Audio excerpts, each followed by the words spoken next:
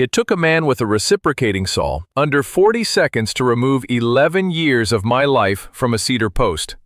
I stood in my driveway with a cup of coffee and watched him do it. And I want to be honest with you about what I thought at the time, because it matters. I thought this was tacky. Rhonda Vance supervised from the sidewalk in a hard hat she had certainly purchased for the occasion, holding a clipboard she did not need. And by noon there was a single steel cluster box unit standing at the corner of Aspen Ridge Court where the Kellerman's Juniper used to be. Gray, institutional, gleaming. By 2 in the afternoon there was a line of my neighbors waiting to pay $75 for the privilege of receiving their own mail. It took me the better part of 2 months to understand that I had not watched a woman redecorate a street corner. I had watched an operation upgrade its equipment. My name is Gil Marchetti. I'm 64. For 26 years, I was a United States Postal Inspector, which is a job title that makes people at parties smile politely and change the subject, because they assume it means I audited stamps. It does not.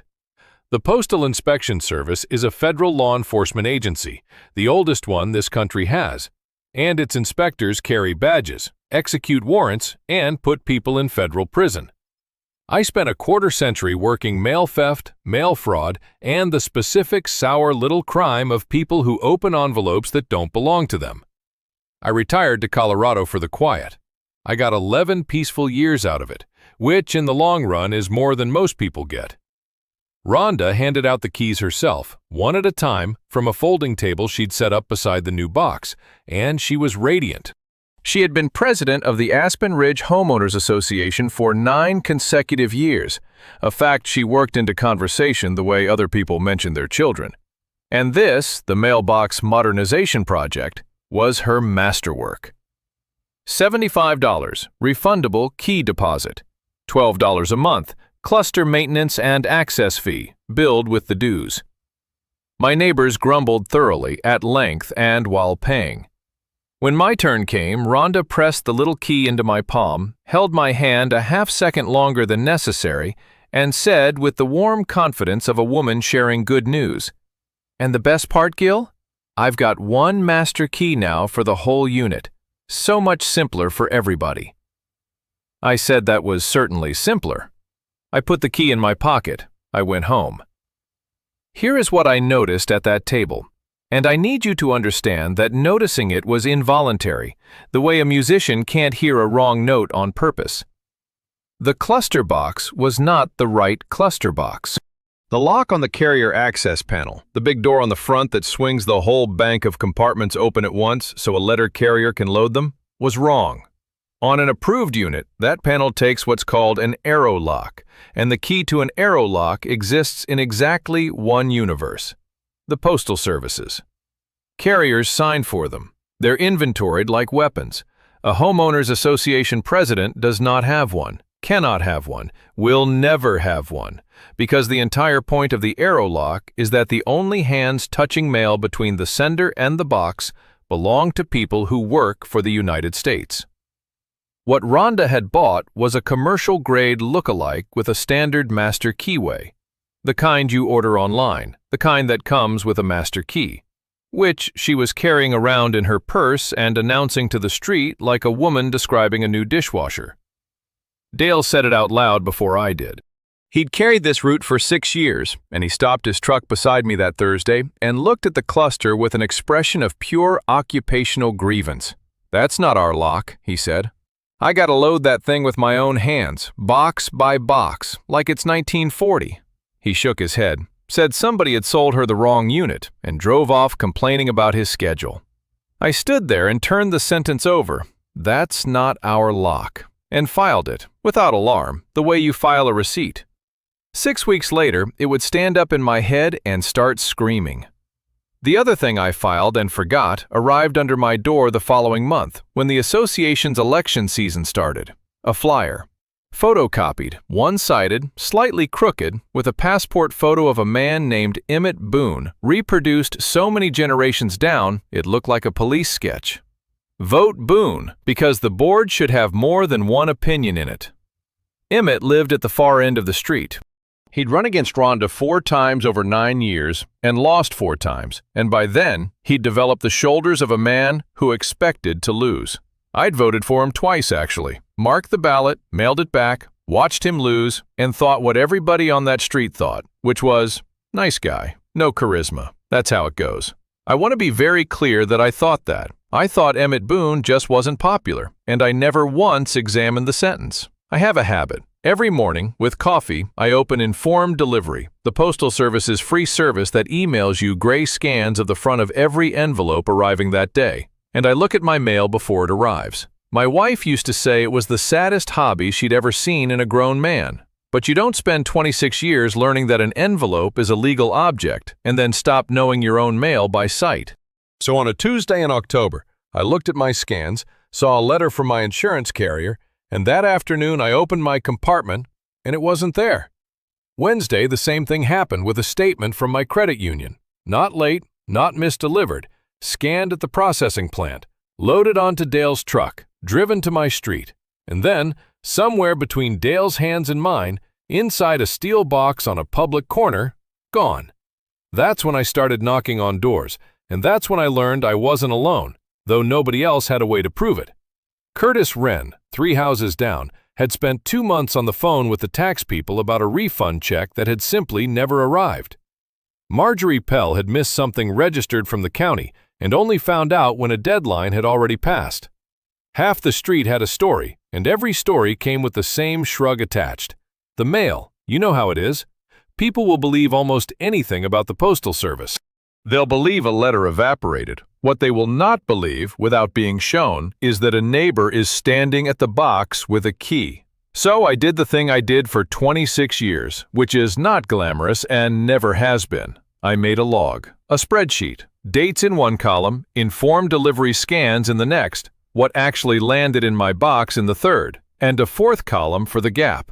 I asked 6 neighbors to forward me their scans too, told them it was an old man's hobby, and most of them did it just to be nice. Within 3 weeks, I had the thing I needed. Not a feeling, not a suspicion, but a documented pattern of mail confirmed delivered to that cluster box and never reaching the addressee. In my old job, that column had a name. It's called a loss point, and it means the theft is happening at one specific physical location, and everything after that is paperwork and patience. And here's where I got it wrong, along with everybody else, and I'll own it. I assumed it was money. Of course I did. You would too. Tax refunds, checks, credit card offers, the whole grubby buffet. That's what mail theft is, 95% of the time. Someone fishing for paper worth cash. I was so certain that I spent 2 weeks building my case around the money, and I never once looked hard at the envelopes that weren't worth anything. The answer was sitting in my own spreadsheet the entire time, in the boring column, the one I'd stopped reading. Rhonda noticed I'd gone quiet, and quiet is the one thing her type cannot tolerate. A man who yells at you at a meeting is a man you can manage. A man who stops complaining and starts writing things down is something else, and some animal part of her knew it. So she came at me with the only tool she had, which was the rule book, and she squeezed. First, a notice that my key deposit was under review. Then an invoice claiming I was 2 months in arrears on the access fee. I wasn't. I have the canceled checks, because of course I do. And then, on a Monday morning, a plastic zip tie through the handle of my compartment and a laminated card taped to the front of the cluster reading, "Access suspended, contact management." She had, in plain daylight on a public sidewalk, physically obstructed a federal mail receptacle in order to collect a debt she'd invented. I photographed it from 4 angles. I didn't remove it. What I felt standing there wasn't anger. It was the deep, restful calm of a man watching someone load a weapon and hand it to him grip first. Every petty escalation was another discreet federal act, and she was performing them in front of witnesses, on camera, with her name on the sign. She sent a board member to lecture me at my own front door about community cooperation. She got 2 of my neighbors to stop waving. She threatened a lien over $24. Title 18, Section 1702 of the United States Code makes it a federal crime to knowingly and willfully obstruct the correspondence of another. and Rhonda Vance was committing it roughly once a week, cheerfully, with a laminator. The turn came on a Sunday night, and it came because I finally got tired of my own theory. The money angle wasn't holding. Curtis's refund was real, sure, but the volume was wrong. Too many envelopes vanishing, too few of them worth stealing. So I went back to the spreadsheet and did what I should have done first. I stopped sorting by value and started sorting by sender, and the pattern that surfaced put a cold hand on the back of my neck. The missing mail wasn't random, and it wasn't rich. It was the association's own election ballots. In Colorado, like most places, a homeowners association board election runs largely on absentee ballots, mailed out to every owner, mailed back in. Miss the envelope, miss the vote. And sitting alongside those in the same vanished stack, official notices from the county, legal notifications, letters with deadlines printed on them, the kind where if you don't respond in 30 days, you've waived something forever. Marjorie's registered letter, the notice Curtis never saw about a hearing he could have attended. 9 years, 9 consecutive victories, and she'd never once seemed nervous. And then, sitting at my kitchen table at 11 at night, I finally understood the saw. Because here's the thing I'd been too slow to see. Rhonda didn't need that cluster box to start stealing. She'd been stealing for years already, and she'd been doing it the crude way, the way any coward can, with the mailboxes we used to have. Cedar posts, unlocked flaps, a little metal door at the end of every driveway that any hand in America can open, and that a federal statute protects precisely because a lock never does.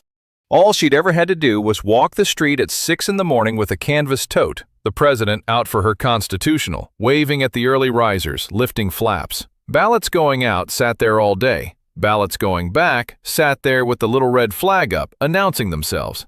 It was easy. It was also exposed, visible from 40 kitchen windows, dependent on nobody glancing out at the wrong moment. And it required her to touch 31 separate boxes on a schedule. The cluster box solved every one of those problems at once. One location, one cabinet, one key, doors that close behind her. And best of all, this is the part that made me put my coffee down, a reason to be there. An HOA president standing at your mailbox at dawn is a scandal. An HOA president standing at the cluster box she owns, maintains, and administers, holding the key she tells you about openly, is just a woman doing her volunteer job. The fees weren't the point. The fees were the alibi. $12 a month bought her a paper trail that said, "This box is association property, and I am its custodian." And once that was true on paper, she could stand in front of 81 households' mail in broad daylight and have it look like stewardship. She hadn't taken our mailboxes to skim $75 a head.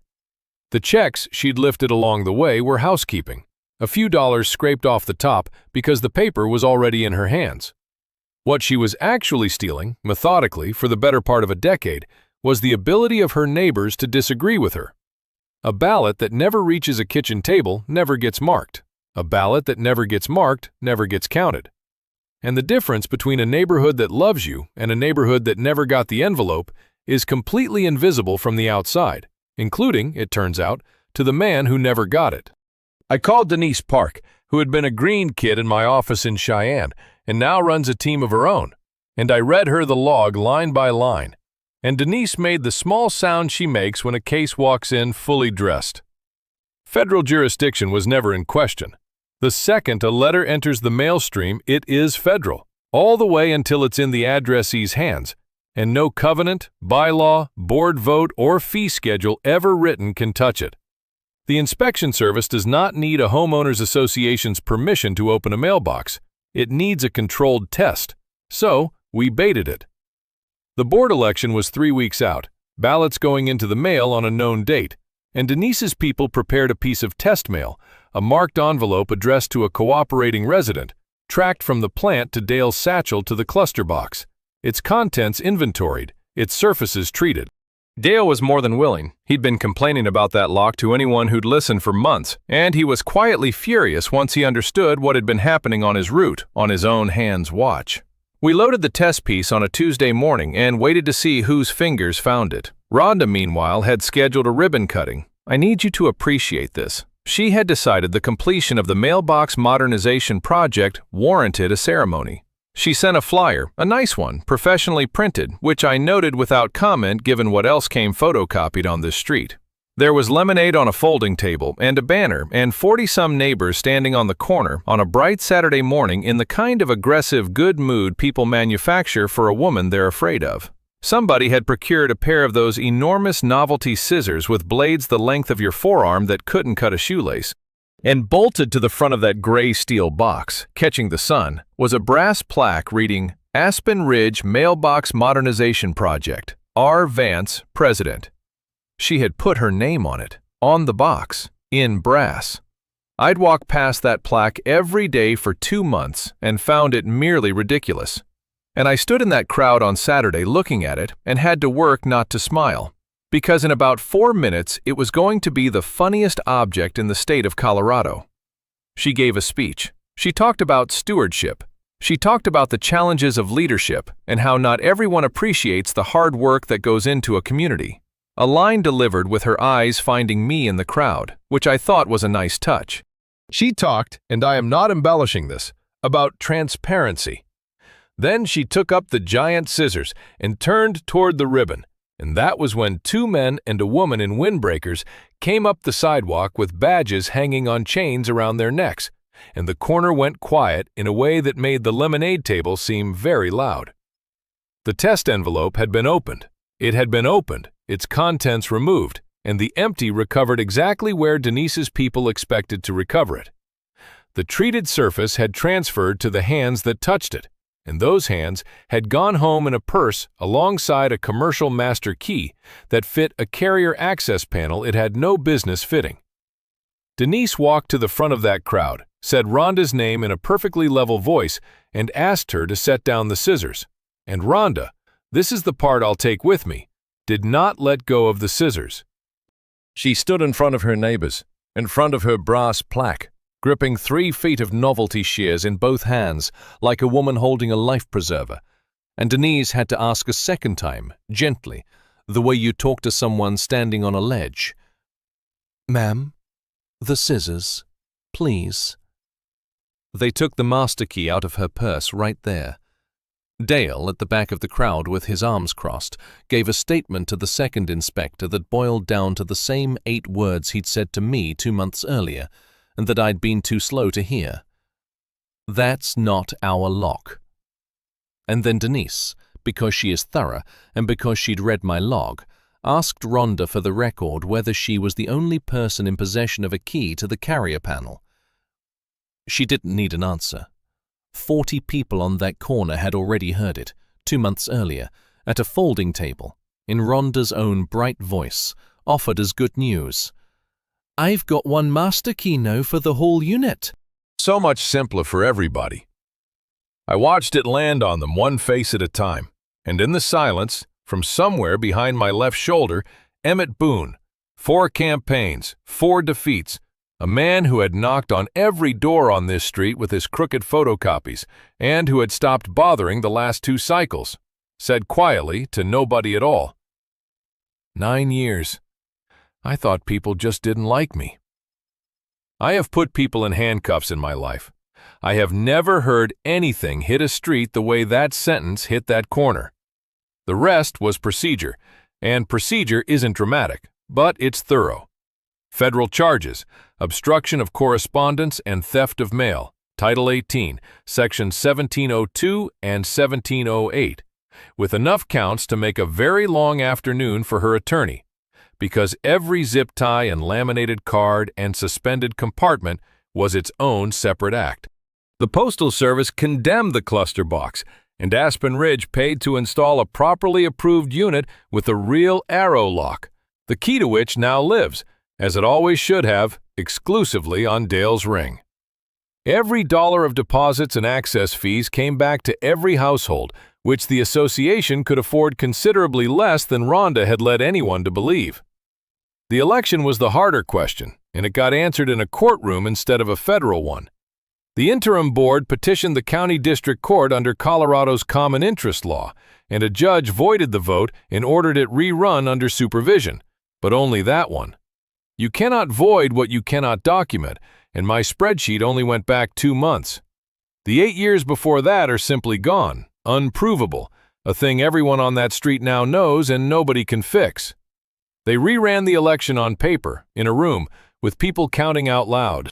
Emmett Boone won by a margin that made a 64-year-old man on a folding chair have to look at the ceiling for a second. They took the brass plaque off the box eventually. Somebody on the new board proposed hanging it in the clubhouse as a joke, and it got voted down, which I thought showed restraint. As for me, I did the thing I'd been waiting 2 months to do.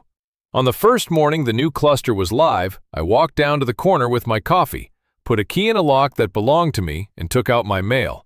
A circular, a water bill, and a postcard from my daughter. I shut the little door and walked home without checking my scans. I haven't opened informed delivery since. Some habits you only need for work. Let's talk about this one, because it's the rare case where the crime hid inside something too boring to look at. Where did Rhonda go wrong? She'd been stealing ballots off cedar posts for years and got away with it, then decided she wanted a system, and built one on the street of a retired postal inspector. She bought the wrong hardware, and her own letter carrier flagged it out loud in the first week. "That's not our lock."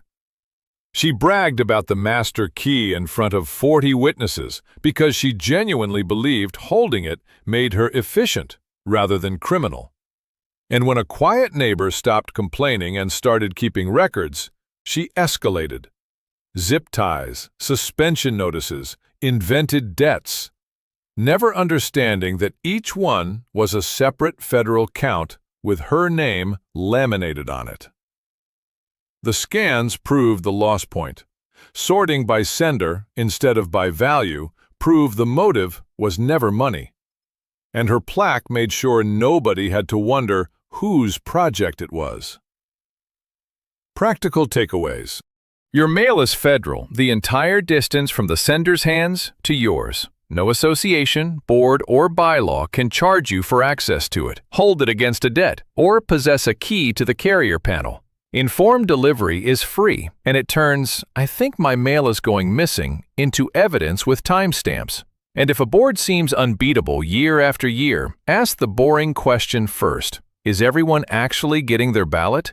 A question for you. If your HOA locked up your mail and started charging you rent on it, would you have paid the $12 a month like the whole street did? Or would you have started the spreadsheet? Tell me below, and be honest. How many of you would have caught it before Gil did?